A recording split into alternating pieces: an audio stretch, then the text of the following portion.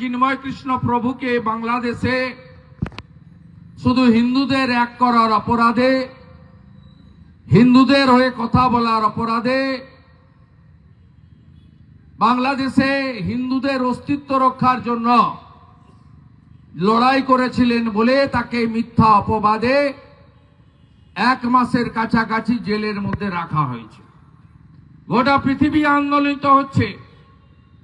বেশি করে এপারের আমরা যারা হিন্দু আছি, আমরা সিঁদুরে মেঘ দেখতে পাচ্ছি যে ওপারে যা হচ্ছে এখানেও তাই হবে।